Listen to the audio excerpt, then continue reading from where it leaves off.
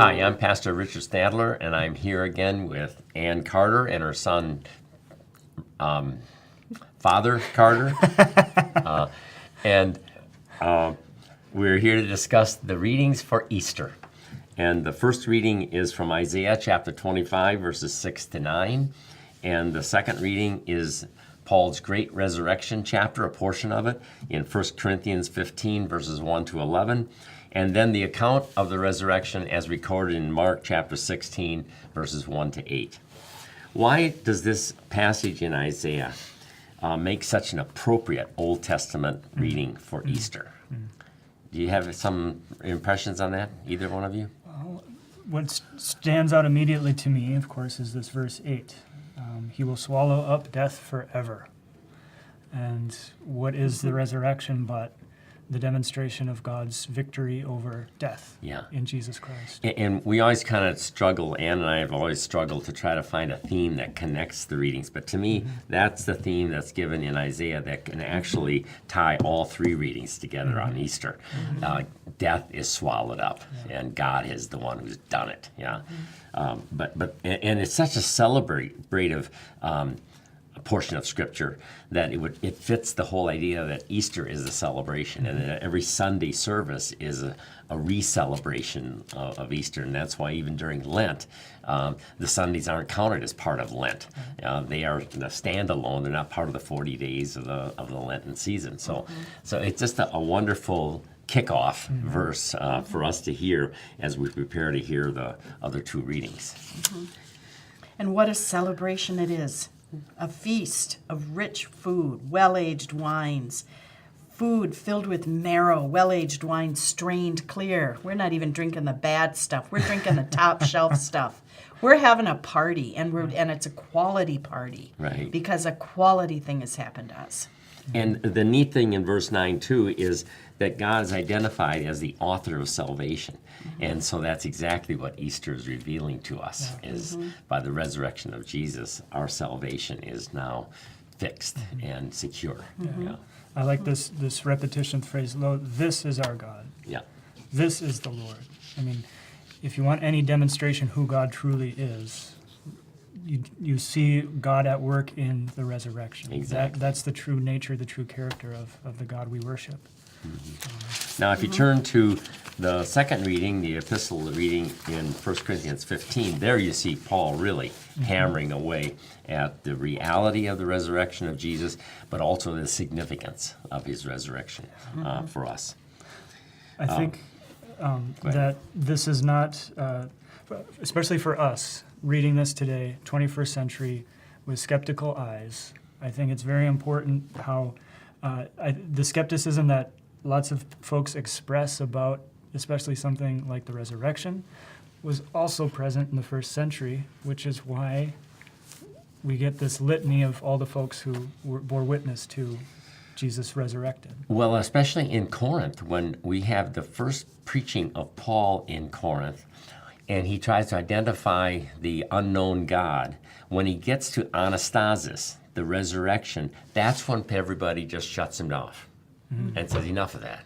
So that would really fit what we're reading here, is that it implies that there were some skeptics, some people who did not believe in the resurrection, and maybe some were even within the Christian fellowship. And so he really spends this entire chapter on championing the reality of the resurrection and the truthfulness of it and the implications of it. So I find here evidence of the first creed in these words. And I think others, scholars, have seen the same thing, because you've got the phrase, Christ died, then you got the phrase, he was buried, then he was raised on the third day.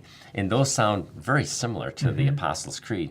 And there are other portions of Scripture where it looks like the writers may have been following already a very simple but beginning creed that summarized their faith. Well, and Paul says it. He says, I told you what I was told, and this is what I was told. And it's simple, concise. These are the components of what we're asking you to believe. Now, the question that this text, I think, raises is, for a lot of readers, would be, why didn't Jesus show himself to the religious leaders and to Pontius Pilate with a "I told you so," But instead, he chooses to reveal himself in his resurrection only to hand-picked witnesses, 500 at the most at one time, but the rest of the time to these 12 and a few other people that are listed here in Corinthians. And that is a frustrating thing for a lot of believers because they would like to have had him put a billboard out or a Facebook posting to the whole world, But he didn't tell Pilate that he was going to come back. He told all these faithful what was going to happen, that he was going to get killed, but that he was going to come back, and then he proved himself to them. What does he need to prove himself to Pilate for? Well, as a way of converting him. I would see some missionary Christians saying, that would certainly have challenged him, and it would have challenged the chief priests if they had seen this guy they orchestrated and they saw him die suddenly alive again. Wouldn't that make them rethink some of their prejudices against him? But Maybe, but I go back to that parable that Jesus said, even though someone comes back from the dead, they have Moses and the prophets, they should believe them.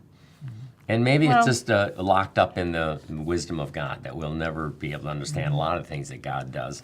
But what this does do is to give the work to the church.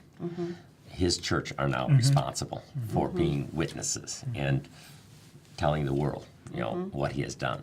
Yeah. I think that's a good segue right into Mark, if we can do that. Probably jump around back and forth. That the church and the witnessing of the resurrection, Jesus gives to 3 women. Isn't that interesting that women who were not reliable witnesses, Jesus gives to be the witnesses to the resurrection? That always, I think, is just fascinating. That, he didn't go to the religious leaders, he didn't go to the political authorities and say this is what happened. He went to those who weren't reliable at all. And they saw, they were told to go tell, they left, they said nothing. And that's why you need to have all 4. That's why you need to have all 4 gospels. That's right. That's Because right. if all you had was Mark, that's the way you tell the story. Yep, But we know these- better. yeah. Because when you read Matthew's gospel, he says that they run into Jesus. That must have been after the conclusion of this thought. Yep, they said And- nothing. And why? Because terror and amazement. Yeah. Do you even know how to express it? Exactly. Yeah.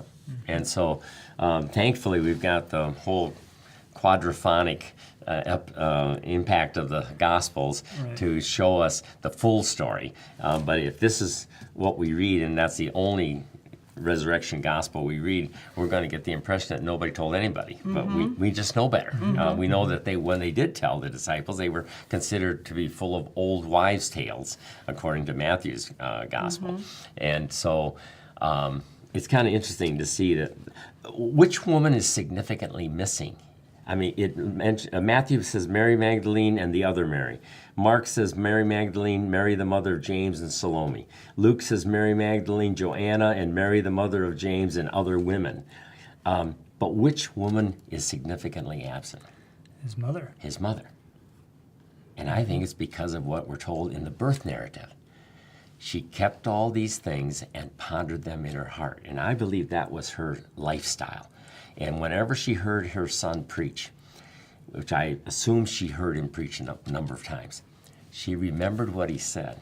And at least on 4 different occasions, he tells his disciples, and maybe she was with them when he did, I'm going to go to Jerusalem, I'm going to die, but on the 3rd day I will rise again. And I think she just stayed home and said, ladies, you're wasting your time. He's not going to be there, And she kind of reveals her faith. Even we don't hear anything more about Mary after the crucifixion. But I assume that to be true, and I'm going to ask her the day after Judgment Day if that's really what kept her home and why she's not mentioned here in the accounts. So, but that's just a wonderful testimony of how God used women who were marginalized and not considered reliable witnesses, the same way he used shepherds at the birth narrative. They're like bookend recollections of marginalized people who God says, I'm going to use you to tell others about what has happened here. Yeah. And he does. It's just marvelous. Yeah, it is. It is. And in such a way, they entered the tomb and a young man is there sitting on the right side and they were alarmed. Well, yeah, I guess I would be too.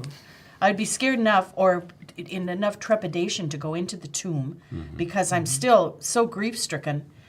But then there's this person there that, and he immediately says, "Don't be afraid." So there must have been something about him, and what's their response? They were terrified. Yeah, yeah. Well, I think we would be too if an angel Yep. appeared right here in all of yeah. his shining glory. I would be under the table, you know. So, but The two people, the messengers that God uses, are of celestial prowess, of celestial being, and then marginalized. yeah, The two of them in contrast, that we can all worship God in whatever capacity we are in. yeah. What I find intriguing is that both the angels and Jesus himself, when he talks to the women, says, "Tell my disciples to meet me up in Galilee." And he doesn't wait to do that. He surprises them. He shows up, Yeah. and he's in their room that night. And they must have by this time given them the message, "Oh, we had an angel tell us that we're all supposed to meet up Jesus in Galilee." And Jesus says, "Surprise! I'm going to do it my way," you know, and he shows up in the. Well, we'll get to that next week when he shows up in the room in John's Gospel. Yeah, but I think that's just fascinating to see the capacity of Jesus to surprise his disciples, and he does the same thing for us. Sometimes he appears to us when we aren't expecting it, you know? Or he comes to us through his word or through a sacrament and stuns us by saying, "I'm here." You know, yeah, it's kind of neat. Yeah. Anything else that you think should be noticed in these readings on Easter? I think that gives us a lot to think about. I think so too. So may God bless everybody's listening to these scriptures.